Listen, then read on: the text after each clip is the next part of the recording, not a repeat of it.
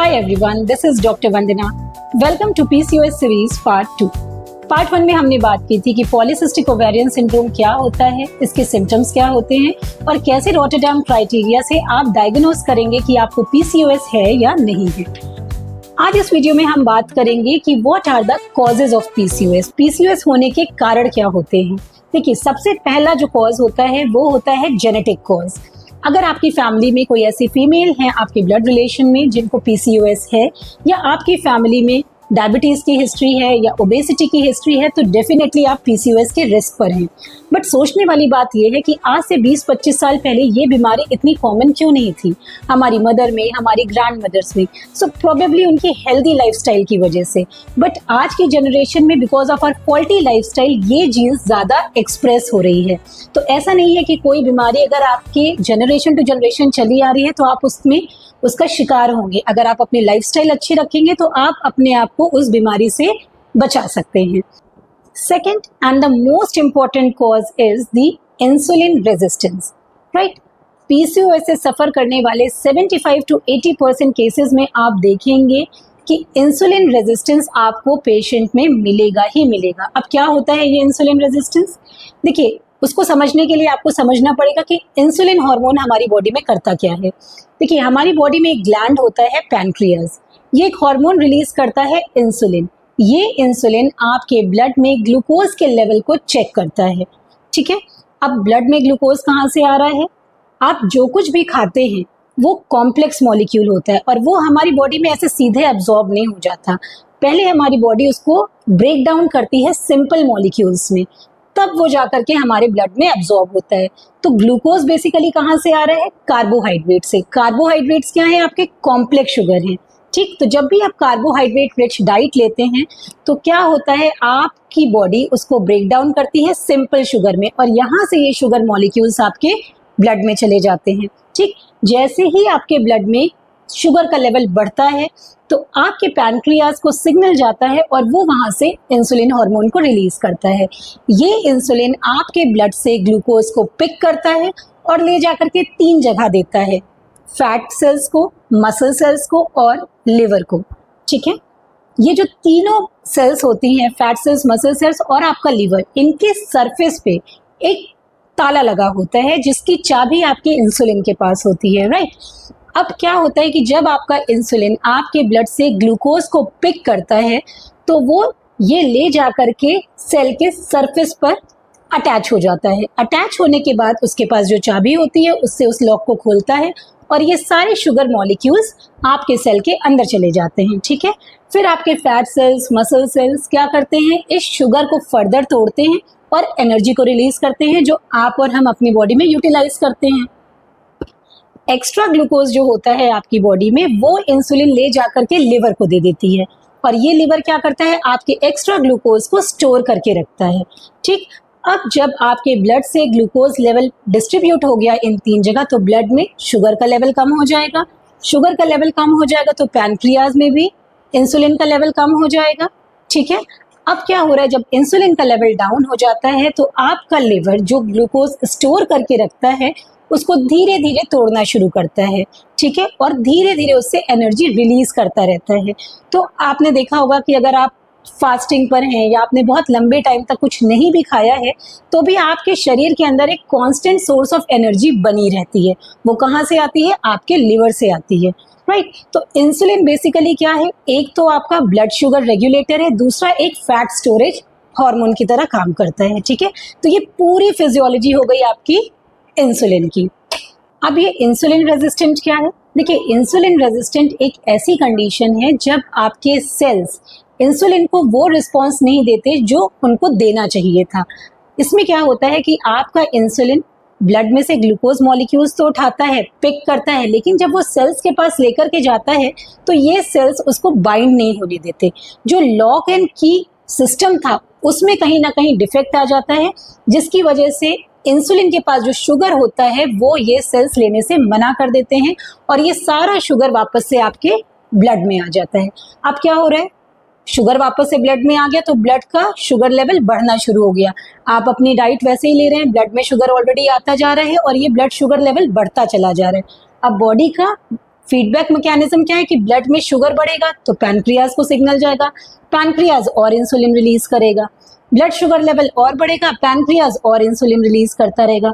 तो ये जो कंडीशन है जहां पर इंसुलिन का लेवल बढ़ता चला जाता है, इस कंडीशन को हम बोलते हैं हाइपर इंसुलिनीमिया।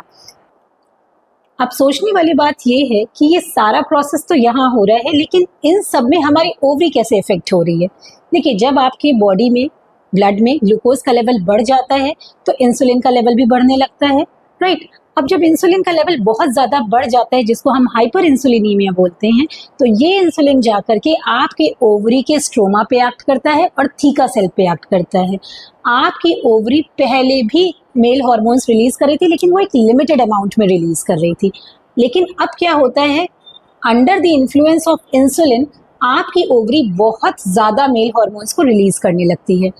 और दूसरी चीज़ क्या होती है कि आपके लिवर में एक प्रोटीन होता है जिसको हम बोलते हैं सेक्स हार्मोन बाइंडिंग ग्लोब्यूलिन।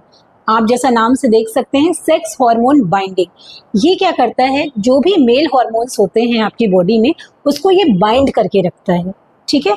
तो जब आपका इंसुलिन का लेवल बढ़ जाता है तो वो इस प्रोटीन के लेवल को भी डाउन कर देती है।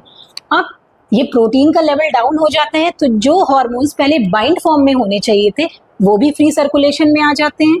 तो आपने देखा इंसुलिन दो काम कर रही है। जब इंसुलिन का लेवल बढ़ जाता है तो एक तो आपकी ओवरी से भी बहुत ज्यादा मेल हार्मोन रिलीज होने लगते हैं, दूसरा जो प्रोटीन उस मेल हार्मोन को बाइंड करके रख रहा था वो भी कम हो जाता है, तो वहां से भी बहुत ज्यादा मेल हार्मोन्स आपके सर्कुलेशन में चले जाते हैं, ठीक।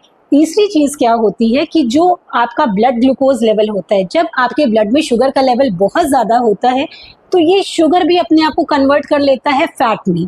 और मैंने आपको लास्ट वीडियो में बताया था कि फैट भी आपका टेस्टोस्टेरोन रिलीज करता है, राइट। तो वहां से भी टेस्टोस्टेरोन आपके सर्कुलेशन में जा रहे हैं। तो ये तीनों प्रक्रियाएं मिलकर के आपके ब्लड में टेस्टोस्टेरोन के लेवल को बढ़ा रही हैं, जो आप पीसीओएस के सिम्टम में देखते हैं।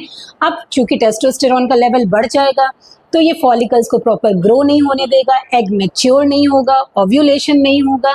ओव्यूलेशन नहीं होगा तो साइकिल डिस्टर्ब होगी, प्रेगनेंसी को कंसीव करने में दिक्कत आएगी। और जो मैंने आपको क्लिनिकल साइंस बताए थे कि मेल हार्मोन जब बढ़ जाएगा तो excessive facial hair growth, male pattern of hair loss, darkening of skin, ये सारे सिम्टम्स आपको देखने को मिलेंगे। और चूंकि फॉलिकल्स मैच्योर नहीं होते हैं तो ये सब जाकर के छोटे छोटे आपके ओवरी के अराउंड पेरीफेरी पर अटैच हो जाएंगे। और अब जब अल्ट्रासाउंड की रिपोर्ट आप देखेंगे, स्कैन्स देखेंगे, तो वहां पर आपको सिस्ट जैसे अपीयरेंस दिखाई देंगे, ठीक है। सो आई थिंक अब आपको ये इंसुलिन रेजिस्टेंस वाला कॉन्सेप्ट क्लियर हो गया होगा। तीसरा जो बहुत ही इंपॉर्टेंट फैक्टर होता है वो होती है आपकी लाइफस्टाइल।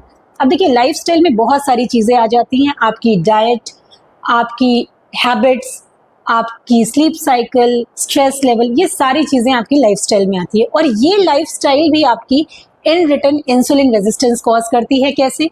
देखिए, आजकल क्या करते हैं हम, बहुत ही ज़्यादा रिफाइंड शुगर, रिफाइंड कार्बोहाइड्रेट्स जैसे मैदा हो गया, या बहुत ज़्यादा जंक फूड जो होते हैं, बर्गर, पिज़्ज़ाज, पेस्ट्रीज, ये सब बहुत ज़्यादा अपनी डाइट में लेते हैं, ठीक है। ये क्या करती है, ये सारी चीज़ें कार्बोहाइड्रेट रिच डाइट होती हैं और ये हमारे बॉडी में ब्लड शुगर लेवल को बढ़ा देती हैं। इसी तरह से हम टाइम पर सोते नहीं हैं, बहुत लेट सो रहे हैं, बहुत लेट जग रहे हैं, तो ये हमारी जो सर्केडियन साइकिल होती है उसको भी डिस्टर्ब कर देती है। वहां पर भी मेलाटोनिन हार्मोन में डिस्टर्बेंस क्रिएट करती है, जो in return hormonal disbalance cause करता है और कहीं ना कहीं हमारे ब्लड शुगर लेवल को बढ़ा देता है। उसी तरह से स्ट्रेस लेवल, करियर का स्ट्रेस, एम्बिशन का स्ट्रेस, स्टडीज का स्ट्रेस, फिर वर्किंग वुमेन है उनको घर और जॉब को मेंटेन करने का स्ट्रेस, बच्चों का स्ट्रेस, ये सारा जो स्ट्रेस लेवल होता है ये आपके कॉर्टिसोल को बढ़ा देता है। और जब आपकी बॉडी में कॉर्टिसोल का लेवल बढ़ता है तो आपका ब्लड शुगर लेवल भी बढ़ जाता है। इसी तरह से आप कोई भी फिजिकल एक्सरसाइजेस नहीं करते just because of your job profile, या वर्कलोड इतना ज़्यादा होता है कि आप किसी भी फिजिकल एक्टिविटी में अपने आप को एंगेज नहीं करते, कोई एक्सरसाइजेस नहीं कर रहे हैं, योगा नहीं करते, मेडिटेशन नहीं करते, तो ये जो ग्लूकोज कंज्यूम होना चाहिए बॉडी में वो भी कंज्यूम नहीं हो पाता और वहां से भी आपका ब्लड शुगर लेवल बढ़ जाता है। तो ये सारी लाइफस्टाइल मिलकर के आपका ब्लड शुगर लेवल बढ़ा देती है, राइट। अब होता क्या है कि जब आप इस तरीके की डाइट लेते हैं जिसमें बहुत ज़्यादा कार्बोहाइड्रेट रिच होती हैं, ये भी आपके ब्लड शुगर लेवल को बढ़ाती हैं। अब इनिशियली क्या होता है कि बॉडी को पता है भाई कि अभी ब्लड में हमारे शुगर बढ़ रहा है, तो हमें उसको कहीं ना कहीं तो चेक करना है। तो इनिशियली आपके मसल सेल्स, फैट सेल्स, आपका लिवर इन ग्लूकोज को लेता रहता है, बट एक टाइम ऐसा आता है जब ये सेल्स ओवरलोडेड हो जाती हैं शुगर से, इतना ज़्यादा ये शुगर ले लेती हैं। आपका जो लिवर होता है वो भी बहुत ज़्यादा शुगर को, ग्लूकोज को स्टोर करके रखता है। तो आप देखते हैं कि पीसीओएस का पेशेंट आगे चल के फैटी लिवर का भी शिकार हो जाता है। इसी तरह से आपके मसल सेल्स में बहुत ज़्यादा फैट चला जाता है, आपके जो फैट सेल्स हैं वो भी बर्डन्ड हो जाते हैं फैट से, तो इनके जो सरफेस पे लॉक लगा होता है उसका भी स्ट्रक्चर चेंज हो जाता है, राइट। अब जब आपका इंसुलिन ग्लूकोज मॉलिक्यूल्स को लेकर के जाएगा तो उस लॉक में उसकी चाबी जाएगी ही नहीं, क्योंकि चाबी तो वही है लेकिन लॉक का स्ट्रक्चर चेंज हो गया, क्योंकि इतना ज़्यादा शुगर बर्डन्ड हो गया है कि वो सेल साइज में भी बड़ा हो गया है और उसके लॉक का स्ट्रक्चर भी चेंज हो गया है। तो इसी वजह से इंसुलिन, यहाँ पर भी आप देख रहे हैं कि आपकी लाइफस्टाइल की वजह से इंसुलिन रेजिस्टेंस हो जा रही है और आपके ब्लड शुगर लेवल बढ़ता चला जा रहा है, जो इन रिटर्न फिर वही सारी फिजियोलॉजी या पैथोलॉजी बेसिकली हम बोले जो कॉज करेगा पीसीओएस वाली, ठीक है। तो आपकी लाइफस्टाइल बहुत ज़्यादा मैटर करती है, क्योंकि आपकी लाइफस्टाइल एक तो पीसीओएस वैसे भी कॉज करेगी, दूसरी ये इंसुलिन रेजिस्टेंस कॉज करेगा तो भी आपको पीसीओएस हो जाएगा। और देखिए, जब आपके ब्लड में ग्लूकोज का लेवल बहुत ज़्यादा बढ़ जाता है तो यही ग्लूकोज आपका फैट में भी कन्वर्ट हो जाता है, और ये फैट क्या होता है, ये जाकर के अब आपकी बॉडी में डिपॉजिट होने लगता है और आप वेट गेन का भी शिकार होने लगते हैं। इसीलिए पीसीओएस की जो फीमेल्स आती हैं अक्सर बोलती है कि मैम हम वेट कम करने की बहुत सारी कोशिशें कर रहे हैं लेकिन उसके बावजूद भी हमारा वेट कम नहीं हो रहा। वो इसलिए होता है क्योंकि आपका ग्लूकोज भी फैट में कन्वर्ट होने लगता है। तो इसीलिए आपको अपनी लाइफस्टाइल पर बहुत ज़्यादा ध्यान देना है, क्योंकि ये लाइफस्टाइल ही आपकी इंसुलिन रेजिस्टेंस को कॉज कर रही है, ठीक है। Fourth factor is chronic low grade inflammation. इस पर अभी रिसर्च चल रही है। देखिए, जब भी हमारी बॉडी में कोई ट्रॉमा होता है, कोई इंजरी होती है, तो हमारी बॉडी इन्फ्लेमेटरी मोड पर चली जाती है, ठीक है। इन्फ्लेमेशन बेसिकली इसलिए होता है जिससे उस पार्ट की हीलिंग जल्दी हो जाए। अब आप ये सोचिए कि हमारी body chronic low grade inflammation मतलब क्रॉनिक उस इन्फ्लेमेटरी मोड पर बनी हुई है। इसका मतलब है कि लगातार कोई ना कोई मेंटल ट्रॉमा या फिजिकल ट्रॉमा हमें हो रहा है, किसी भी फॉर्म में हो सकता है। कोई फिजिकल स्ट्रेस हो सकता है, कोई मेंटल स्ट्रेस हो सकता है, या आपकी डाइट ऐसी है, आपकी स्लीप साइकिल प्रॉपर नहीं है, या स्ट्रेस लेवल बहुत ज़्यादा है, ठीक है। ये कोई भी ऐसा फैक्टर हो सकता है जिसकी वजह से एक क्रॉनिक लो ग्रेड इन्फ्लेमेशन में आपकी बॉडी लगातार बनी हुई है। तो ये भी एक कॉज है पीसीओएस का। And last one is use of excessive chemicals in your life. बहुत ज़्यादा प्लास्टिक का यूज़, ये जो एल्यूमिनियम फॉयल हम यूज़ करते हैं खाना पैक करने के लिए, इसका यूज़, बहुत ज़्यादा डीओ, परफ्यूम, स्प्रेज, इन सब में कुछ इस तरह के पेस्टिसाइड्स होते हैं जो हार्मोन को वेरिएट कर देते हैं, जिसकी वजह से भी आप पीसीओएस का शिकार हो सकते हैं, राइट। तो बेसिकली इस वीडियो में मैंने आपको 5 कॉजेज बताए हैं जो पीसीओएस को कॉज कर रहा है। पहला जेनेटिक कॉज, दूसरा इंसुलिन रेजिस्टेंस, तीसरा लाइफस्टाइल, चौथा क्रॉनिक लो ग्रेड इन्फ्लेमेशन, और पांचवा use of extreme chemicals in your life. तो दोस्तों, अगर आपको ये वीडियो अच्छी लगी हो तो प्लीज़ इसको लाइक करिए, चैनल को सब्सक्राइब करिए।